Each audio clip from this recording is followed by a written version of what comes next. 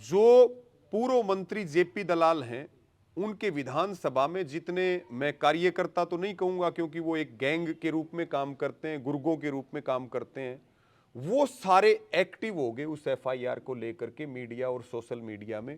और उस एफआईआर के अंदर ये लिखा गया कि भाई हरियावास गांव में एक गाड़ी आई और उस गाड़ी में एक लड़की थी, उस गाड़ी में शराब थी, 3-4 अन्य व्यक्ति थे।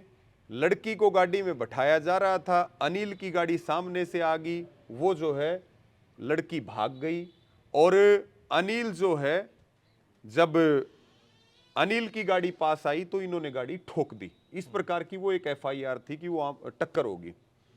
अब ये एफआईआर जब सामने आई तो हमने इन भाइयों से भी पूछा कि भाई ये क्या मामला है, तो इन्होंने बताया कि जी मामला जितना था उतना हम सच बता चुके हैं, इसके अलावा क्या मामला हमें नहीं पता।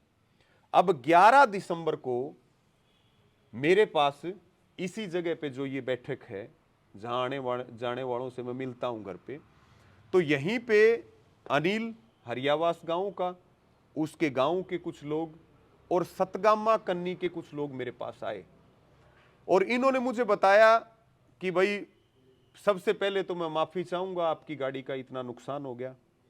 दूसरी बात, मुझे तकलीफ इस बात की है कि मैंने आपके खिलाफ कोई एफआईआर नहीं करवाई, लेकिन धोखे से मेरे नाम से आपके खिलाफ एफआईआर करवा दी। मैंने पूरी बात उससे पूछी और उसने अपना एक वीडियो भी सोशल मीडिया में जारी कर दिया और उसने मुझे कहा कि इस पे पूर्व मंत्री जेपी दलाल के खासम खास लोग आपकी छवि को खराब कर रहे हैं और आप अपने पेज पे लाइव आओ, मैं आपके साथ बैठूंगा और मैं साथ बैठ करके पूरी बात बताऊंगा। और मैंने एक वीडियो बना करके अपना वायरल भी कर दिया है और उसके बाद मैं थाने में जा करके इस एफआईआर को वापस लेने के लिए एफिडेविट दूंगा। अनिल को मैं पहले नहीं जानता था। अच्छा। और अनिल को यह पता था कि रवि आजाद हैं, बहल के हैं, किसान नेता हैं और ये सतगामा कन्नी भी हमारे गुहांड के सारे गांव हैं, यहाँ से सिधनवा, अरियास, ये सारे 13, 14, 15 किलोमीटर के रेंज के गांव हैं सारे के सारे। तो अनिल ने फिर मुझे इस बात की जानकारी दी, तो मैंने अनिल से सारी बात पूछी और उस समय सारे उसके साथ के व्यक्ति भी मौजूद थे। तो उन्होंने बताया कि जी 10 तारीख को जो है 6 बजे मेरे पास पूर्व सरपंच हैं हरियावास गांव के सुनील, उनका मेरे पास फोन आता है और ये जो सुनील पूर्व सरपंच हैं, ये पूर्व मंत्री जेपी दलाल के राइट हैंड माने जाते हैं। अच्छा। वो फोन करके मुझे कहते हैं, वो रिकॉर्डिंग भी उन्होंने सुनाई मुझे, वो फोन करके कहते हैं कि भाई रवि आजाद ने तेरे खिलाफ एफआईआर करवा दी और तू एक काम कर ले, तेरे को 15 लाख रुपए भी दिला देंगे। तू ये कह देना, क्योंकि उस एफआईआर में 10 तारीख वाली एफआईआर में 3-4 लोगों का नाम दे दिया गया था अननोन के नाम से, कि तू एक काम कर ले, तू ये कह देना कि भाई गाड़ी के अंदर रवि आजाद खुद मौजूद था और गाड़ी के अंदर शराब थी और गाड़ी के अंदर एक लड़की थी। उसने मना कर दिया, बोला भाई मैं रवि आजाद को जानता हूं, वो भला मानस है, मैं उसके बारे में कोई गलत काम नहीं करूंगा, मुझे तुम्हारे पैसे नहीं चाहिए। तो पूर्व सरपंच कहता है कि भाई तू हमारे ऑफिस पे आ जा, जहां पे ऑलरेडी बहल थाने के एसएचओ और कुछ मुलाजिम, एक वीडियो भी जो वायरल हुई तो वो बैठे हुए उससे बात कर रहे हैं, हाँ उससे बात कर रहे हैं वीडियो में। तो वो पुलिस के एसएचओ और वो सारे वहां चले गए। गजब की बात ये है राहुल भाई कि हरियाणा के अंदर लॉ एंड ऑर्डर की स्थिति आपको पता है क्या है, लेकिन मेरे इस मामले में आप देखिए कि खुद पुलिस हरियावास गांव में पहुंच जाती है और पूर्व सरपंच सुनील के घर पे पुलिस का जाना अपने आप में सवाल खड़े करता है। क्या अब हरियाणा में लोगों को थाने में आने की जरूरत नहीं है कंप्लेंट के लिए? मैं रोज पुलिस से, एसपी, डीएसपी, एसएचओ से बात करता हूं, अलग अलग जब लोग यहां आते हैं अपनी समस्या लेकर के, किसी चीज का कितना समाधान होता है ये आपको भी पता है कि कितना पुलिस एक्टिवली काम कर पाती है। तो इसने मुझे बताया, अनिल ने, कि जी मैंने सब चीजों के लिए मना कर दिया, तो इन्होंने कहा कि भाई तू इस कागज पे साइन कर दे और तेरा पीछा छूट जाएगा। मैंने इस डर के कारण कागज पे साइन कर दिए। मैं जो है सोया हुआ था, उठ करके गया, मैंने ज्यादा कोई कागज नहीं देखा, मैं बहुत ज्यादा पढ़ा लिखा भी नहीं हूं, मोटी मोटी बात मैं जानता हूं।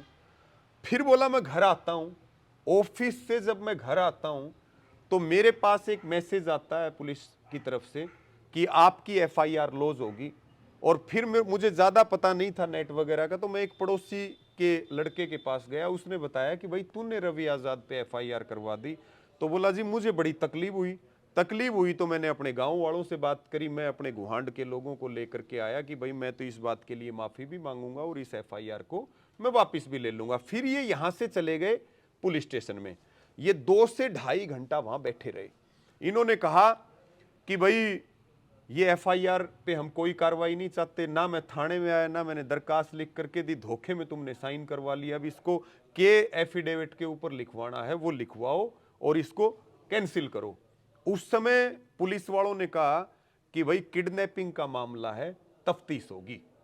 और उस दौरान एसपी साहब की तरफ से भी ये मैसेज आया कि जब मुद्दई कोई कार्रवाई नहीं चाहता है तो पुलिस धक्का क्यों करेगी।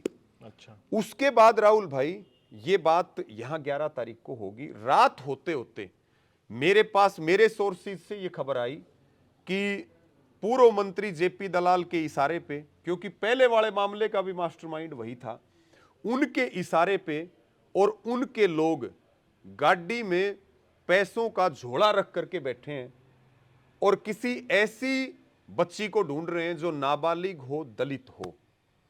मैंने अपने भाइयों को कहा, मैं बोला यार ये बात मैं आके लाइव बता दूं क्या लोगों को, क्योंकि षड्यंत्र तो बहुत बड़ा है। मनीषा वाले मामले में भी यही लोग थे मुझे बदनाम करने के लिए, वो तो जनता ने बचाया। और तो कहा एक बार देखते हैं क्या कार्रवाई होती है। और उसके बाद आप देखेंगे 9 तारीख से लेके टिल टुडे बहल थाने में लोहारू विधानसभा के जेपी दलाल के जो गुर्गे हैं वो सुबह से लेकर रात तक 24 घंटे वहीं डेरा डाल करके रहे। 12 तारीख को फिर मैं अपना लॉ का एग्जाम देने के लिए चला जाता हूं झुंझुनू डिस्ट्रिक्ट में चिड़ावा में।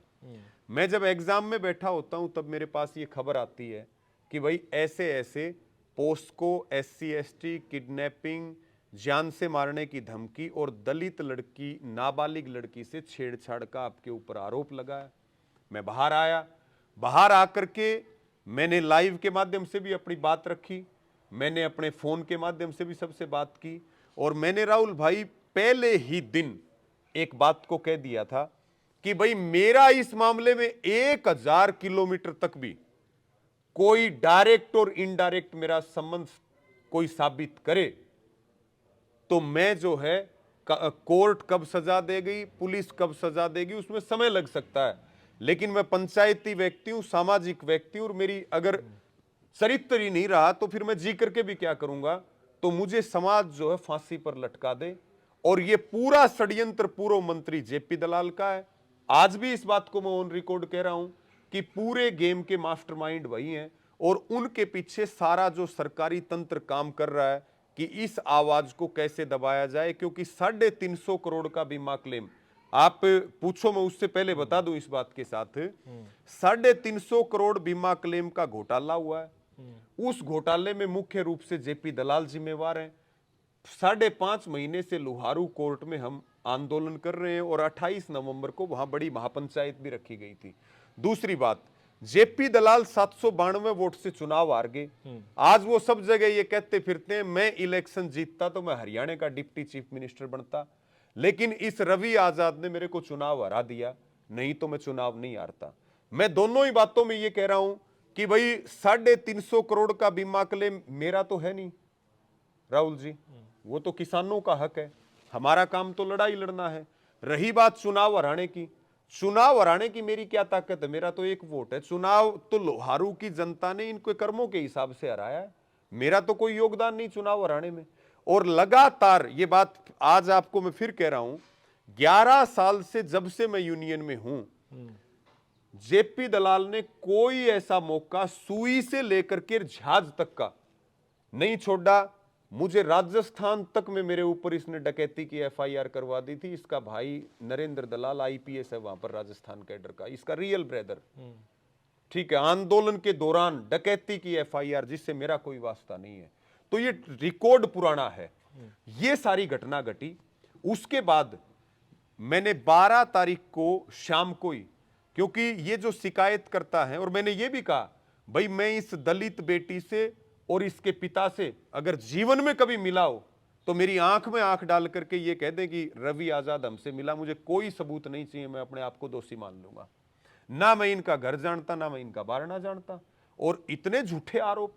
अब इसके बीच में आप जाएंगे, मैंने जो सतगामा कन्नी है, क्योंकि जो शिकायत करता है उसका गांव सतगामा कन्नी के अंदर आता है, मैंने एप्लीकेशन, एक चिट्ठी, एक दरखास्त यहां की कन्नी को दी कि मेरे खिलाफ एक मुकदमा दर्ज हुआ है, वो मुकदमा पूरी तरह से झूठा है और मुझे राजनीतिक षड्यंत्र के तहत फंसाया जा रहा है, और एक महापंचायत रखी जाए, दूध का दूध पानी का पानी किया जाए, मैं अगर दोषी हूं तो मुझे फांसी पर लटका दिया जाए। ये मैंने दरखास्त दी थी। इस महापंचायत वाली बात पे आऊंगा, मगर उससे पहले एक चीज समझना चाह रहा हूँ कि जिस पिकअप ड्राइवर की आप बात कर रहे हो जी, उसने पहली शिकायत दी, आप कह रहे हो, या जी सबसे पहले? जी, फिर उसके घर आए पुलिस वाले और जो वो बात कह रहा है कि मेरे से कागज पे साइन करा लिए, मुझे नहीं पता, और फिर वो कहानी पोक्सो, SC ST और इन सब में बदल गई।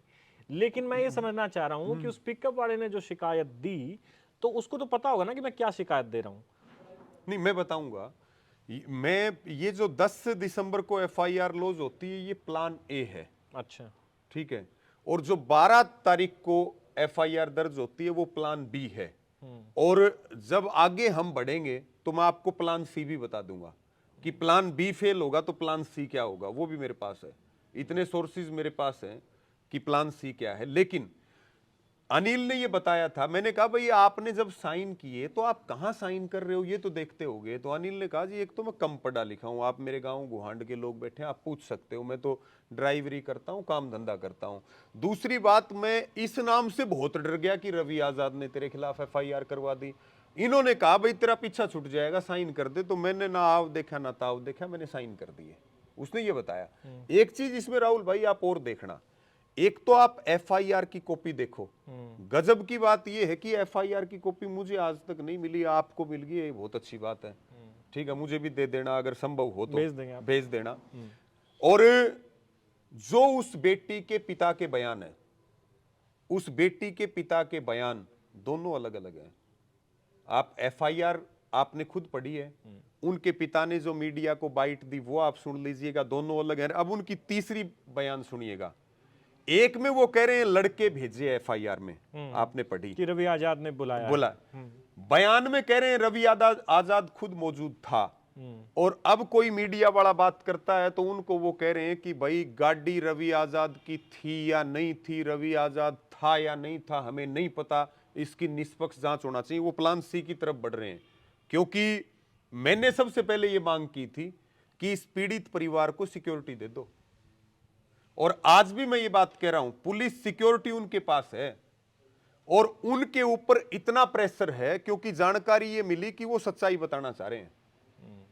आज उनकी गांव में महापंचायत भी हुई है, वो भी बात कर रहे हैं, वो सच्चाई बताना चाह रहे हैं। लेकिन पूर्व मंत्री JP दलाल ने सिक्योरिटी लगवाई और हिदायत दी पुलिस को कि जहां पे इस बेटी का पिता सोएगा उसके साथ सोओगे तुम, कि ये कहीं कुछ कर ना ले। और मैंने इस बात को कहा, इस पूरे घटना से जुड़े हुए जितने भी लोग हैं उनके ऊपर इतना प्रेशर बनाया जा रहा है कि तुम रवि आजाद के खिलाफ बयान दे दो, तुमको बचा लेंगे। तो अगर कल को कोई अप्रिय घटना होगी तो सीधे तौर पे शासन और प्रशासन जिम्मेवार होगा। मेरा ये भी एक दर्द है कि मैं काम करता हूं और आप किसान आंदोलन को भी आपने कवर किया, हमने कभी कम्युनिटी के लिए, हमने कभी जाति के लिए थोड़ी काम किया ना, हमने कभी धर्म के लिए काम किया, हमने तो मुद्दों के लिए काम किया, चाहे उसकी जाति और उसका धर्म कोई भी हो, क्यों भी। और एक ट्रैक रिकॉर्ड और देखिए, 11 साल में पूर्व मंत्री JP दलाल ने इस लोहारू विधानसभा के कितने लोगों को दलित बेटियों के नाम पे शिकार बनाया है, और चाहे वो सामाजिक हो चाहे राजनीतिक व्यक्ति हो। आप पूरा ट्रैक रिकॉर्ड इस बात का देख लीजिए। जनता तो आईना होती है ना, आज तक कभी पब्लिक ने गलत का सपोर्ट नहीं किया। पब्लिक ये जानती है कि सच क्या है, और सच तो वो भी जानते हैं। मैं ज्यादा बात बताऊंगा तो और विवाद बढ़ जाएगा, मेरे पास तो सारी खबरें हैं, लेकिन मैं वो चीज नहीं बताना चाहता। लेकिन मैं पूरी जिम्मेवारी के साथ कह रहा हूं, आपको एज ए सिटीजन भी मैं ये बात कह रहा हूं कि इस पूरे मामले में हमने मांग की CBI की जांच करवाओ। आज आपके कैमरे के सामने कह रहा हूं, नार्को टेस्ट की सबसे पहले मैंने बात की। मैंने ये कहा मेरा नार्को करवा लो, जेपी दलाल का नार्को टेस्ट करवा लो, उस बेटी का और उस बेटी के पिता का नार्को टेस्ट करवा लो।